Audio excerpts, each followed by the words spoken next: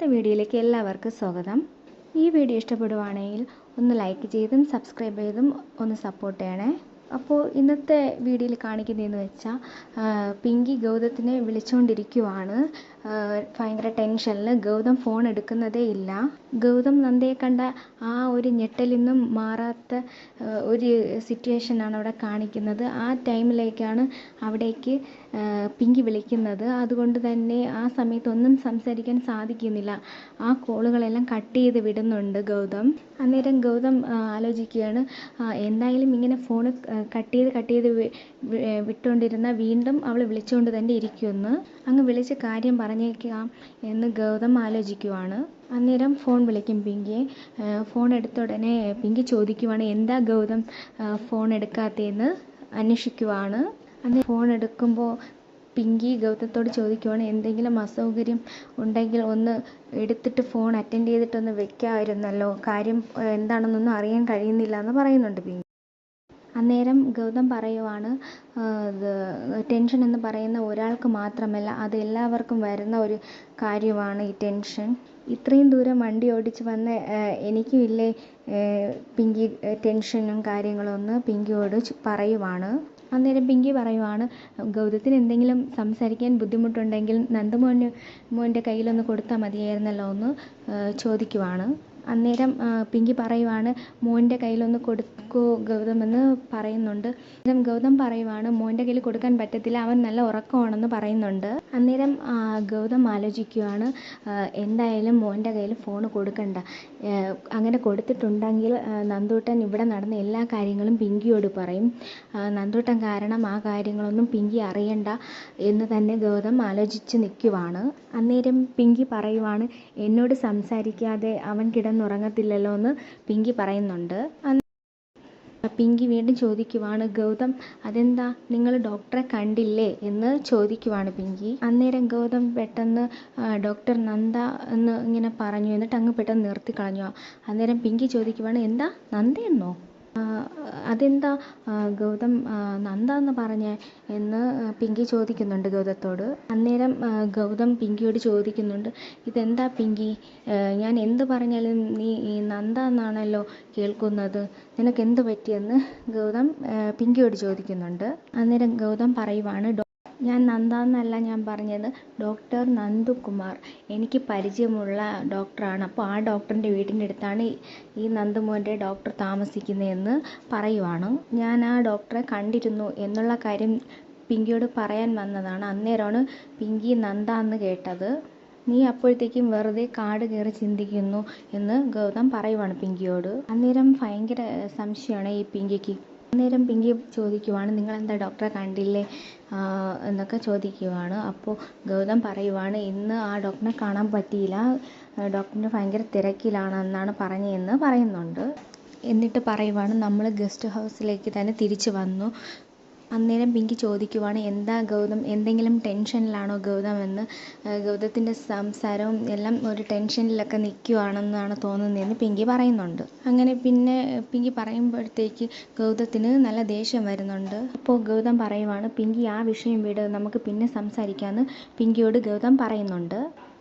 ഏതായാലും ഞാനൊന്ന് നോക്കട്ടെ ഡോക്ടറെ കാണാൻ പറ്റുമോ എന്ന് പറഞ്ഞിട്ടങ്ങ് ഫോൺ വയ്ക്കുകയാണ് ചെയ്യുന്നത്. അന്നേരം ആകെ ടെൻഷനിൽ നിൽക്കുന്ന പിങ്കിയാണ് കാണിക്കുന്നത്. അന്നേരം പിങ്കി ടെൻഷനിൽ ചിന്തിക്കുവാണ്, നന്ദാന്ന് തന്നെയാണോ ഗൗതം പറഞ്ഞത്, എന്തിനാ ഗൗതം നന്ദയുടെ കാര്യം പറഞ്ഞത് എന്നൊക്കെ ചിന്തിച്ച് കൂട്ടുകയാണ് പിങ്കി. അന്നേരം ചിന്തിച്ച് ഇങ്ങനെ ഇരിക്കുമ്പോഴത്തേക്കാണ് അവിടേക്ക് ലക്ഷ്മിയും വലിയമ്മയും വരുന്നത്. അന്നേരം വലിയമ്മ ചോദിക്കുവാണ്, ഇങ്ങനെ ഒരാൾ ഇവിടെ ഉണ്ടോ, ഇപ്പോൾ കാണാൻ പോലും കിട്ടുന്നില്ലല്ലോ എന്ന് പറയുന്നുണ്ട്. അന്നേരം പിങ്കി ഇത് കേട്ടിട്ട് പറയുവാണ്, ഞാൻ എവിടെ പോകാനാ വലിയമ്മ, ഞാൻ ഇവിടെയൊക്കെ തന്നെ ഉണ്ടെന്ന് പറയുന്നുണ്ട്. അന്നേരം വലിയമ്മ പറയുവാണ്, നീ ഇവിടെ തന്നെ ഉണ്ടെന്ന് ഞങ്ങൾക്ക് അറിയാം, പക്ഷെ നിന്റെ മനസ്സ് ഇവിടെയൊന്നും അല്ലല്ലോ എന്ന് വലിയമ്മ ചോദിക്കുവാണ്. നിന്റെ മനസ്സ് വേറെ എവിടെയോ പറന്ന് നടക്കുവാണ് എന്ന് വലിയമ്മ പിങ്കിയോട് പറയുന്നു. അന്നേരം ഇത് കേട്ടിട്ട് ലക്ഷ്മി പറയുവാണ്, ആ മനസ്സ് എവിടെയാണെന്ന് എനിക്കറിയാമെന്ന് ലക്ഷ്മി പറയുന്നു. എന്നിട്ട് പറയുവാണ് ലക്ഷ്മി, ആ മനസ്സ് നന്ദുക്കുട്ടൻ്റെയും ഗൗതമിൻ്റെയും അടുത്തേക്കല്ലേ എന്ന് ചോദിക്കുന്നുണ്ട്. എനിക്ക് നന്നായിട്ട് അറിയാം എന്ന് ലക്ഷ്മി പറയുന്നു. എന്നിട്ട് ചോദിക്കുവാണ്, മോൾക്ക് എന്താ ഒരു വിഷമം പോലെ. അന്നേരം പിങ്കി പറയുവാണ്, ഞാൻ ഗൗതത്തിനെ വിളിച്ചിരുന്നു, പക്ഷേ ഗൗതത്തിന് നല്ല ടെൻഷനിലൊക്കെയാണ് ഇരിക്കുന്നതെന്ന് പറയുന്നു. ഞാൻ സംസാരിച്ചപ്പോൾ ടെൻഷനിലാണ് എന്ന് തോന്നുന്നു ഗൗതം, ഞാൻ വിളിച്ചപ്പോൾ നന്ദയെ പറ്റിയാണ് പറഞ്ഞതെന്ന് പറയുന്നു. എന്നിട്ട് ഞാൻ അതിനെപ്പറ്റി എടുത്തു ചോദിച്ചപ്പോൾ വിഷയം മാറ്റി സംസാരിക്കുകയാണ് ഗൗതം ചെയ്യുന്നത്. അന്നേരം വലിയമ്മ പറയുമ്പോൾ ഇപ്പോൾ നന്ദയെപ്പറ്റി സംസാരിക്കേണ്ട ഒരു കാര്യവും ഇല്ലല്ലോ എന്ന് പിങ്കിയോട് പറയുവാണ്. അവൾ മരിച്ചുപോയി, ആ വിഷയം അവിടെ തീർന്നതാണ്, ഇനിയും നന്ദയെപ്പറ്റി ചിന്തിക്കേണ്ട കാര്യമൊന്നും ഗൗതത്തിനില്ല എന്ന് വലിയമ്മ പറയുവാണ്. അന്നേരം ലക്ഷ്മി പറയുവാണ്, ഇല്ല, നന്ദയെപ്പറ്റി തന്നെയായിരിക്കും ഗൗതം സംസാരിച്ചതെന്ന്. എന്നിട്ട് ലക്ഷ്മി പറയുവാണ്, അവൻ്റെ മൂഡ് ഓഫിന് കാരണവും നന്ദ തന്നെയായിരിക്കും. അപ്പോൾ വലിയമ്മ ചോദിക്കുവാണ്, അതെന്താന്ന് ചോദിക്കുന്നുണ്ട്. എന്നിട്ട് ലക്ഷ്മി പറയുവാണ്, അത് ഇന്നാണ് നന്ദമോളുടെയും ഗൗതത്തിൻ്റെയും വിവാഹ വാർഷികം എന്ന് പറയുന്നുണ്ട്. അപ്പോൾ അവൻ അതിനെപ്പറ്റി ചിന്തിച്ചു കാണും എന്ന് ലക്ഷ്മി പറയുന്നുണ്ട്. അന്നേരം പെട്ടെന്ന് പിങ്കിയുടെ മുഖം അങ്ങ് വല്ലാണ്ട് മങ്ങും. അന്നേരം വലിയമ്മ പറയുവാണ്, നന്ദ മരിച്ചുപോയി, പക്ഷേ അവളെ മൊത്തത്തിൽ അങ്ങ് മറക്കണം എന്നൊന്നും നമുക്ക് പറയാൻ കഴിയില്ല, അവളെ വിവാഹം ചെയ്തതല്ലായിരുന്നോ എന്നിങ്ങനെ വലിയമ്മ പിങ്കിയോട് ചോദിക്കും. അന്നേരം പിങ്കി പറയുവാണ്, എല്ലാവരും അങ്ങനെ തന്നെയാണ്, പലതും മറക്കാൻ ശ്രമിക്കുന്നു, പലതും എത്ര മൂടി വെച്ചാൽ അത് പൊങ്ങി തന്നെ വന്നുകൊണ്ടേയിരിക്കും, പലപ്പോഴും മനസ്സിലങ്ങ് നീറി കഴിയുവാണ്, പലപ്പോഴും വിഡ്ഢിയായി തന്നെ ഇരിക്കുകയാണ് എന്നൊക്കെ തോന്നുന്നുണ്ട്. പിന്നെ ആകെ സങ്കടപ്പെട്ടിട്ട് അങ്ങ് പിങ്കി പോവുകയാണ് ചെയ്യുന്നത്. ഇത് കേട്ടിട്ടും പിങ്കിയുടെ അവസ്ഥയൊക്കെ കണ്ടിട്ട് ലക്ഷ്മിക്കും വലിയമ്മയ്ക്കും ആകെ സങ്കടമാകുന്നുണ്ട്. പിന്നെ കാണിക്കുന്നതെന്ന് വെച്ചാൽ നന്ദയാണ്. നന്ദ ആകെ സങ്കടത്തിൽ ഇരിക്കുവാണ്. അന്നേരം നിർമ്മൽ ഒരു കപ്പ് ചായയൊക്കെ കൊണ്ട് കൊടുക്കുന്നുണ്ട്. ഇത് കുടിക്ക്, അപ്പോൾ നിന്റെ ടെൻഷനൊക്കെ മാറുമെന്ന് നിർമ്മൽ പറയുന്നുണ്ട്. അന്നേരം നന്ദ പറയുവാണ് നിർമ്മലിനോട്, എനിക്കെന്തിനാ ടെൻഷൻ, എനിക്കൊരു ടെൻഷനും ഇല്ല, പിന്നെ പല കാര്യങ്ങളും ചിന്തിക്കുമ്പോൾ ഒരു വിഷമമാണ്, ആ മനുഷ്യൻ ഇവിടെ വന്നിട്ട് എൻ്റെ അടുത്തൊന്നും സംസാരിക്കുക പോലും ചെയ്തില്ലല്ലോ എന്ന് നിർമ്മലിനോട് പറയുവാണ്. എന്നിട്ട് നന്ദ പറയുവാണ്, ഗൗതം ഒരിക്കലും എന്നെ അന്വേഷിച്ചല്ല ഇവിടേക്ക് വന്നത്, സ്വന്തം മകൻ്റെ ചികിത്സയ്ക്ക് വേണ്ടി ആ ഡോക്ടറിനെ കാണാൻ വേണ്ടിയിട്ടാണ് വന്നത്, ആ ഡോക്ടറിൻ്റെ സ്ഥാനത്ത് എന്നെ കണ്ടു, അപ്പോൾ അത്രയേ ഉള്ളൂ, അതിൽ കൂടുതലൊന്നുമില്ല, അയാൾക്കിപ്പോൾ അയാളുടെ കുടുംബമാണ് വലുത്, എൻ്റെ അടുത്തൊന്നും ഒരു സ്നേഹവും ഇല്ലെന്നൊക്കെ നന്ദ പറയുന്നുണ്ട് നിർമ്മലിനോട്. അത് മാത്രമല്ല, ഗൗതമിനിപ്പോൾ സ്വന്തം ഭാര്യയും നന്ദുമോനും ഒക്കെയാണ് വലുത്, അല്ലാതെ എന്നെയും ഗൗരിമോളെയും കണ്ടിട്ട് ഒരു വാക്ക് ചോദിക്കുകയോ ഒന്നും ചെയ്തിട്ടില്ലല്ലോ എന്ന് പറയുന്നുണ്ട്. ഒന്ന് തിരിഞ്ഞു പോലും നോക്കാതെ ഉടൻ തന്നെ ഇറങ്ങിപ്പോയത് അതുകൊണ്ടല്ലേ എന്നൊക്കെ നിർമ്മലിനോട് ചോദിക്കുവാണ്. അന്നേരം നിർമ്മൽ ചോദിക്കുവാണ്, നന്ദയ്ക്കൊന്ന് സംസാരിക്കാൻ ശ്രമിക്കാമായിരുന്നില്ലേ എന്ന് നന്ദയോട് ചോദിക്കുവാണ്. അങ്ങനെ സംസാരിക്കുകയായിരുന്നെങ്കിൽ കാര്യങ്ങളൊക്കെ അറിയാമായിരുന്നല്ലോ എന്ന് ചോദിക്കുന്നുണ്ട്. അന്നേരം നന്ദ പറയുവാണ്, ഞാൻ എന്തിനു സംസാരിക്കണം, ഒരിക്കൽ പോലും എന്നെ അന്വേഷിച്ചിട്ടില്ല, ഞാൻ എവിടെയാണെന്നോ ഒന്നും എന്നെ പറ്റി പോലും അന്വേഷിച്ചിട്ടില്ല, പിന്നെ ഇപ്പോൾ എന്നെ അന്വേഷിച്ച് ഇവിടേക്ക് ഇറങ്ങിയത് സ്വന്തം മകന് വേണ്ടിയാണ്, അല്ലാതെ എന്നെ കാണാൻ വേണ്ടിയൊന്നുമല്ല, സ്വന്തം മകൻ്റെ കാല് ശരിയാക്കാൻ വേണ്ടി അങ്ങേര് ഏതറ്റം വരെയും പോകും എന്നുള്ളതിൻ്റെ തെളിവാണ് ഇന്ന് കണ്ടത്. അങ്ങനെയുള്ളിടത്ത് ഞാൻ എന്തിനു തിരിച്ചു വിളിക്കണം, അല്ലെങ്കിൽ ചോദിക്കാമായിരുന്നു എൻ്റെ കൂടെയുള്ള ഗൗരി ആരാണെന്ന്. ഒന്നുമില്ലെങ്കിലും എൻ്റെയും അദ്ദേഹത്തിൻ്റെയും മകളല്ലായിരുന്നോ ഗൗരി, അവളെക്കുറിച്ചെങ്കിലും ഒന്ന് ചോദിക്കായിരുന്നല്ലോ, അതുപോലും ചോദിച്ചിട്ടില്ല, അങ്ങനെ ഒരാളോട് ഞാൻ എന്തിനു സംസാരിക്കണം എന്നൊക്കെ നിർമ്മലിനോട് ചോദിക്കും. അന്നേരം നന്ദയെ ഒന്ന് കൂളാക്കാൻ വേണ്ടി നിർമ്മൽ ശ്രമിക്കുന്നുണ്ട്. പക്ഷെ നന്ദയ്ക്കാണെങ്കിൽ ഭയങ്കരമായിട്ട് ദേഷ്യം വന്നിരിക്കുവാണ്. അന്നേരം നന്ദ പറയുവാണ്, ഞാൻ ഇത്രയും കാലം ചെയ്തതാണ് ശരിയെന്ന് നന്ദ പറയുന്നുണ്ട്. എൻ്റെ മകളോട് ഞാൻ അവളുടെ അച്ഛൻ ആരാന്ന് ഞാൻ ഇതുവരേക്കും പറഞ്ഞിട്ടില്ല, ഇനി അങ്ങനെ പറയുകയും ഇല്ല, എൻ്റെ നാവിൽ നിന്ന് അവളുടെ അച്ഛൻ ആരാണെന്ന് അവൾ ഒരിക്കലും അറിയില്ല എന്ന് പറയുന്നുണ്ട്. എൻ്റെ ജീവിത അവസാനം വരെ അത് അങ്ങനെ തന്നെ പോകും, എൻ്റെ മകൾക്ക് ഒരച്ഛനില്ലാതെ തന്നെ അവളെ വളർത്തും, ഒരച്ഛനില്ലാതെ എങ്ങനെയാണ് വളരേണ്ടതെന്ന് ഞാൻ അവളെ പഠിപ്പിക്കും, ഇനി ഒരിക്കലും അവളുടെ ജീവിതത്തിൽ അവളുടെ അച്ഛൻ ഉണ്ടാകില്ല, അത് ഞാൻ എടുത്ത തീരുമാനമാണ് എന്നൊക്കെ നന്ദ പറയുന്നുണ്ട് നിർമ്മലിനോട്. അന്നേരം നിർമ്മൽ ഓരോ കാര്യങ്ങളൊക്കെ പറഞ്ഞ് നന്ദയെ സമാധാനിപ്പിക്കുന്നുണ്ട്. പക്ഷേ സാധിക്കുന്നില്ല അവളുടെ വിഷമവും ഇതെല്ലാം മാറ്റാൻ വേണ്ടി. പിന്നെ ഇതേ അവസ്ഥ തന്നെയാണ് നന്ദമോനെയും കാണിക്കുന്നത്. അവനും വളരെയധികം വിഷമത്തിലിരിക്കുവാണ്. നന്ദമോൻ വിഷമിച്ച് അങ്ങനെ കിടക്കുവാണ്. അന്നേരം ഗൗതം അവനുള്ള ഫുഡുമായിട്ട് വരുന്നുണ്ട്. ഫുഡ് കഴിക്കാൻ വേണ്ടി പറയുമ്പോഴത്തേക്ക് നന്ദമോൻ പറയുവാണ്, എനിക്ക് വേണ്ടാന്ന്. അന്നേരം ഗൗതം ചോദിക്കുവാണ്, മോനോട് അമ്മ പറഞ്ഞു തന്നിട്ടില്ലേ ഒരിക്കലും ഭക്ഷണത്തെ അപമാനിക്കരുത്, ബഹുമാനിക്കണമെന്ന്. അന്നേരം നന്ദമോൻ തിരിച്ചു പറയുവാണ്, അമ്മ മറ്റൊരു കാര്യം കൂടെ പറഞ്ഞു തന്നിട്ടുണ്ട്, നമ്മൾ വേറെ ആരെയും അല്ലെങ്കിൽ മറ്റൊരാളെയും അപമാനിക്കരുതെന്ന്, വിഷമിപ്പിക്കരുതെന്നും എന്നൊക്കെ അമ്മ എനിക്ക് പറഞ്ഞു തന്നിട്ടുണ്ട്. ആ കാര്യമല്ലേ പപ്പ ഇന്ന് തെറ്റിച്ചെന്ന് ഗൗതത്തോട് നന്ദുമോൻ ചോദിക്കുന്നു. എന്നിട്ട് നന്ദുമോൻ ചോദിക്കുവാണ്, പപ്പ എന്തിനാ ഡോക്ടർ ആൻറ്റിയോട് അങ്ങനെയൊക്കെ പെരുമാറിയത്?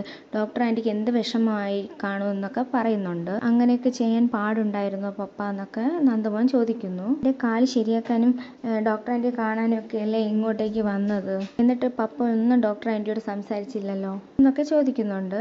അന്നേരം ഗൗതം പറയുവാണ്, മോൻ ആ ഡോക്ടർ വേണ്ട മോനെ, ഇതിലും നല്ലൊരു ഡോക്ടറെ മോന് വേണ്ടി ഞാൻ കാണിക്കാം എന്ന് പറയുന്നുണ്ട്. അങ്ങനെയുള്ള ഒരു ഡോക്ടറെ പപ്പ മോന് കണ്ടുപിടിച്ച് തരും, എന്നിട്ട് മോൻ്റെ കാല് നല്ല രീതിയിൽ ചികിത്സിച്ച് നല്ല ഭേദമാക്കി തരും എന്നൊക്കെ പറയുന്നുണ്ട്. അന്നേരം നന്ദുമോൻ പറയുവാണ്, എത്ര കാലമായി പപ്പ നമ്മൾ ഏതെല്ലാം ഡോക്ടർമാരെ കണ്ടു, എന്നിട്ട് ഒരു കുറവും ഇല്ലായിരുന്നല്ലോ. അവരെൻ്റെ കാല് പിടിച്ച് തിരിക്കുകയും ഇഞ്ചക്ഷനും എല്ലാം എടുക്കുകയും അപ്പോഴേ നല്ല വേദനയൊക്കെ ഉണ്ടായിരുന്നു. അതെല്ലാം ഞാൻ സഹിച്ചത് എൻ്റെ കാല് എന്തെങ്കിലും ശരിയാകും എന്ന് ഓർത്താണ്. എന്നിട്ട് എല്ലാവരും പറഞ്ഞു എൻ്റെ ഈ കാല് ശരിയാകത്തില്ലെന്ന്. എന്നോട് എൻ്റെ കാല് ശരിയാകും എന്ന് പറഞ്ഞത് ഡോക്ടർ ആൻറ്റി മാത്രമാണ് എന്ന് ഗൗതത്തോട് പറയുന്നുണ്ട്. എൻ്റെ ആഗ്രഹങ്ങളെല്ലാം സാധിച്ചു തരാൻ എൻ്റെ കൂടെ കാണും എന്നൊക്കെ പറഞ്ഞത് ഡോക്ടർ ആൻറ്റി മാത്രമാണ്.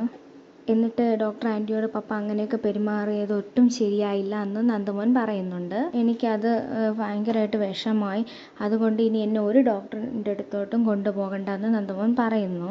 ഡോക്ടർമാരുടെ അടുത്ത് ഞാൻ ഇനി വരത്തുമില്ല, എൻ്റെ കാല് ചികിത്സിക്കുകയും വേണ്ട എന്ന് ഗൗതത്തിനോട് നന്ദുമോൻ പറയുന്നുണ്ട്. കാല് മുറിച്ച് കളഞ്ഞിരുന്നാലും കുഴപ്പമില്ല, പപ്പയുടെ വാശിയും പപ്പയുടെ ആഗ്രഹങ്ങളെല്ലാം സാധിച്ചോട്ടെ എന്ന് പറയുന്നുണ്ട്. ഇനി ഒരു ഡോക്ടറിൻ്റെ അടുത്തേക്ക് ഞാൻ വരത്തില്ല എന്ന് തന്നെ മോൻ പറയുവാണ്. അന്നേരം ഗൗതം പറയുവാണ്, മോൻ വിഷമിക്കേണ്ട, നമുക്കിതെല്ലാം ശരിയാക്കാം എന്ന് പറയുന്നുണ്ട്. വേറെ ഡോക്ടർമാരെല്ലാം നല്ലതുണ്ട് എന്നൊക്കെ പറയുമ്പോഴത്തേക്ക് നന്ദമോൻ പറയുവാണ്, വേണ്ടാന്നല്ലേ പറഞ്ഞതെന്ന്. ഇനി ഒരു ഡോക്ടറിൻ്റെ അടുത്തേക്ക് ഞാൻ വരുന്നില്ല എന്ന് തന്നെയാണ് നന്ദമോൻ പറഞ്ഞുകൊണ്ടിരിക്കുന്നത്. പിന്നെ കാണിക്കുന്നത് പിങ്കിയാണ്. പിങ്കിക്ക് ഒരു സാരിയും ബ്ലൗസും തേക്കണമായിരുന്നു. അത് പറയാൻ വേണ്ടിയിട്ട് കനകമ്മയുടെ അടുത്തേക്ക് വരുന്നുണ്ട്. അന്നേരം കനകമ്മ അടുക്കളയിൽ നെയ്മീനൊക്കെ വെക്കുന്നുണ്ടായിരുന്നു. പിങ്കി മോള് പോകുമ്പോഴത്തേക്ക് ഇത് നെയ്മീൻ കറി വെച്ച് നല്ല രീതിയിൽ വെച്ച് അവളുടെ കയ്യിൽ കൊടുത്തേക്കണം. അതിന് വേണ്ടിയാണ് തയ്യാറാക്കിക്കൊണ്ടിരിക്കുന്നത്. സുമംഗലയുടെ അടുത്തേക്കാണ് പോകുന്നത്. അന്നേരം പിങ്കി പറയുവാണ്, എൻ്റെ സാരിയും ബ്ലൗസും ഒന്ന് തേച്ച് തരുമെന്ന് പറയുവാണ്. അപ്പോൾ അവർ പറയുവാണ്, കനകമ്മ പറയുവാണ്, അയ്യോ എനിക്ക് സമയമില്ലല്ലോ എന്ന് പറയുവാണ്. മോള് പോകുന്നതിന് മുൻപ് തന്നെ എനിക്ക് ഈ മീൻ കറി റെഡിയാക്കണ്ടേന്ന് പിങ്കിയോട് ചോദിക്കുവാണ് കനകമ്മ. അന്നേരം കനകമ്മ പറയുവാണ്, നമുക്കൊരു കാര്യം ചെയ്യാം, നമുക്ക് പവിത്രയോട് പറയാമെന്ന് പറയുന്നു. അപ്പോൾ പിങ്കി പറയുന്നു, അവളുടെ അടുത്ത് പറഞ്ഞ് അവൾ കേൾക്കും, അവളൊരു മടിച്ചിയാണെന്ന് പിങ്കി പറയുന്നുണ്ട്. അന്നേരം കനകമ്മ പറയുവാണ്, അങ്ങനെ മടി പിടിച്ചിരുന്നിട്ട് കാര്യമില്ലല്ലോ, പിങ്കി മോളല്ലേ ഈ വീട്ടിലെ എല്ലാ കാര്യങ്ങളും നോക്കുന്നത്, എല്ലാ കാര്യങ്ങളും ഓടി നടന്ന് ചെയ്യണം, എല്ലാവരുടെ കാര്യങ്ങളും നോക്കണം, പിന്നെ ബിസിനസ് കാര്യം നോക്കണം. അന്നേരം അവർക്കും ഇങ്ങോട്ട് ചില കാര്യങ്ങളൊക്കെ ചെയ്തു തരാമെന്ന് കനകമ്മ പറഞ്ഞു കൊടുക്കുന്നുണ്ട് പിങ്കിക്ക്. എന്നിട്ട് കനകമ്മ പവിത്ര മോളെ എന്ന് വിളിക്കുന്നുണ്ട്. അന്നേരം പവിത്ര ഇങ്ങോട്ടേക്ക് വന്നിട്ട് ചോദിക്കുവാണ്, എന്നെ വിളിച്ചായിരുന്നോ എന്ന് ചോദിക്കുന്നുണ്ട്. അന്നേരം പിങ്കി പറയുവാണ്, ഞാനല്ല വിളിച്ചത്, കനകമ്മയാ വിളിച്ചതെന്ന് പറയുന്നുണ്ട്. അന്നേരം കനകമ്മ പറയുവാണ്, പിങ്കി മോള് വിളിക്കുന്നത് പോലെയല്ലേ ഞാനും വിളിക്കുന്നേ എന്ന്. അന്നേരം പവിത്ര ചോദിക്കുവാണ്, അതെങ്ങനെയാ നിങ്ങളെ വിളിക്കുന്നത് പിങ്കി ചേച്ചി വിളിക്കുന്നത് പോലെയാണെന്ന്? എനിക്കത് മനസ്സിലായില്ല എന്ന് പവിത്ര പറയുന്നു. അന്നേരം പിങ്കി പറയുന്നുണ്ട്, എൻ്റെ ഒരു ആവശ്യത്തിന് വേണ്ടിയാണ് കനകമ്മ പവിത്രനെ വിളിച്ചതെന്ന്. അന്നേരം പിങ്കി പറയുവാണ്, എനിക്കിപ്പോൾ തന്നെ സുമംഗല അപ്പച്ചിയുടെ അടുത്തേക്ക് പോകണം, അതുകൊണ്ട് ഈ സാരി ഒന്ന് തേച്ച് തരുമെന്ന് ചോദിക്കുന്നുണ്ട് പവിത്രയോട്. അന്നേരം പിങ്കി പറയുവാണ്, ബുദ്ധിമുട്ടില്ലെങ്കിൽ ഇതൊന്ന് തേച്ച് തരുമെന്ന് ചോദിക്കുവാണ്. അപ്പോൾ പവിത്ര പറയുവാണ്, എന്ത് ബുദ്ധിമുട്ട്, ഞാൻ തേച്ച് തരാമെന്ന് പവിത്ര പറയുന്നുണ്ട്. അന്നേരം കനകമ്മ പറയുവാണ്, പിങ്കി മോള് ഓടി നടന്ന് ചില കാര്യങ്ങളൊക്കെ ബിസിനസ് കാര്യങ്ങളൊക്കെ ചെയ്യുന്നത് കൊണ്ട് ഇവിടെ എല്ലാവരും നല്ല രീതിയിൽ ജീവിക്കുന്നത്, അതുകൊണ്ട് തന്നെ അവൾക്കും അങ്ങോട്ടും കുറച്ച് കാര്യങ്ങളൊക്കെ നമ്മൾ ചെയ്തു കൊടുക്കണമെന്ന് കനകമ്മ പവിത്രയോട് പറയുന്നുണ്ട്. അന്നേരം പിങ്കി പറയുവാണ് കനകമ്മയോട്, കനകമ്മ നിങ്ങൾ എന്തിനാണ് ഈ ആവശ്യമില്ലാത്ത കാര്യങ്ങളൊക്കെ പറയുന്നതെന്ന്? അതിൻ്റെ ആവശ്യമൊന്നുമില്ല എന്ന് പിങ്കി പറയുന്നു. അന്നേരം പിങ്കി അകത്തേക്ക് കയറി പോകുമ്പോഴത്തേക്ക് പവിത്ര കനകമ്മയോട് പറയുവാണ്, നിങ്ങൾ മര്യാദയ്ക്ക് ഇരുന്നോളണം, നിങ്ങൾ മര്യാദയ്ക്ക് സംസാരിച്ചോളണം എന്നൊക്കെ കനകമ്മയോട് പറയുവാണ്. അന്നേരം പവിത്ര പറയുവാണ്, ഒരു അനിയത്തിയുടെ അടുത്ത് സംസാരിക്കുന്നത് പോലെയാണ് പിങ്കി ചേച്ചി എൻ്റെ അടുത്ത് കാര്യങ്ങൾ പറഞ്ഞത്, അത് ഞാൻ വേണ്ടതുപോലെ ചെയ്തു കൊടുക്കും. പക്ഷെ നിങ്ങളിപ്പോൾ പറഞ്ഞ ഈ വർത്തമാനത്തിന് നിങ്ങളുടെ പല്ലടിച്ച് താഴേക്ക് ഇടേണ്ട കാര്യമാണ് ഉണ്ടായത്.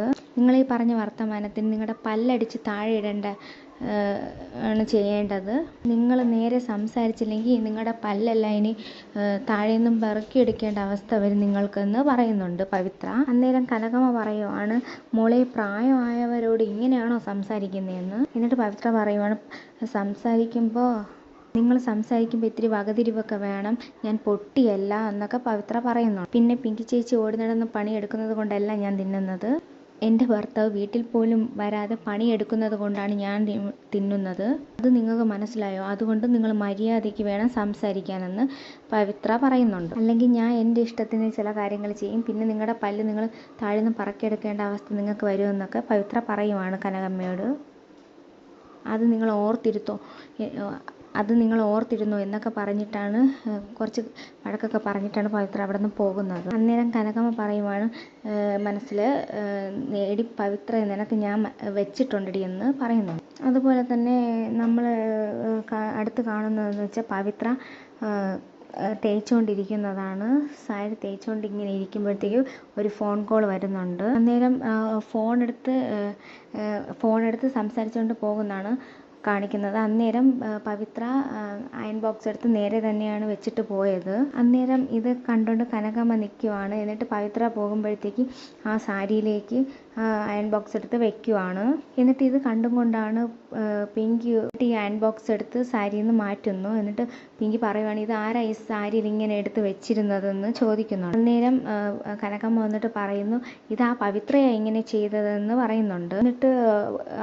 എന്നിട്ട് പറയുവാണ് കനകമ്മ, അവൾക്ക് ഒരു കാര്യത്തിൽ ഒരു ശ്രദ്ധയില്ല എന്ന് പറയുമ്പോഴത്തേക്ക് പിങ്കി പവിത്രനെ വിളിക്കുവാണ്. അന്നേരം പവിത്ര ഓടി വന്നിട്ട് ചോദിക്കുവാണ്, അയ്യോ ഇതെന്താ പറ്റി, ഇത് ആരാ ഇങ്ങനെ ചെയ്തതെന്നൊക്കെ ചോദിക്കുന്നുണ്ട്. അന്നേരം പിങ്കി പറയുവാണ്, നീയല്ലേ ഈ അയൺ ബോക്സിനെ ഇതിൻ്റെ പുറത്തേക്ക് വെച്ചിട്ട് പോയതെന്ന്. അന്നേരം ഇത് പവിത്ര പറയുവാണ്, ഇല്ലെന്നേ, എനിക്കൊരു ഫോൺ കോൾ വന്നപ്പോൾ ഈ അയൺ ബോക്സ് എടുത്ത് നേരെ വെച്ചിട്ടാണ് ഞാൻ പോയതെന്ന് എനിക്ക് നല്ല ഓർമ്മയുണ്ടെന്ന് പവിത്ര പറയുന്നുണ്ട്. അന്നേരം കനകമ്മ പറയുവാണ്, എനിക്ക് ഇത് അയൺ ബോക്സ് നീ കയറി ആ സാരിയുടെ പുറത്തിരുന്നതായിരിക്കും, ഞാൻ തന്നെ തേച്ചോളാം എന്ന് പറഞ്ഞിട്ട് അന്നേരം പവിത്ര പറയുന്നുണ്ട്, നിങ്ങൾ മര്യാദയ്ക്ക് സംസാരിച്ചോളണം എന്നൊക്കെ കനകമ്മയോട് പറയുന്നുണ്ട്. ഇത് ഞാൻ ചെയ്ത കാര്യമല്ല, ഞാൻ പോയപ്പോൾ സാരിയിൽ നിന്ന് ഞാൻ മാറ്റി തന്നെയാണ് വെച്ചിട്ട് പോയതെന്ന് പവിത്ര പറയുന്നുണ്ട്. ആ കാര്യം എനിക്ക് നല്ല ഓർമ്മയുണ്ട് എന്ന് തന്നെയാണ് പവിത്ര പറയുന്നത്. അന്നേരം പിങ്കി പറയുവാണ്, നിനക്ക് ഓർമ്മയില്ലാതെ ഓരോ കാര്യങ്ങൾ ചെയ്തിട്ട് എനിക്ക് ഇപ്പോൾ ഈ സാരി ഉടുക്കാൻ പറ്റുമോ എന്ന് പവിത്രയോട് ചോദിക്കുവാണ് ദേഷ്യത്തിൽ. എന്നിട്ട് പവിത്ര പറയുവാണ്,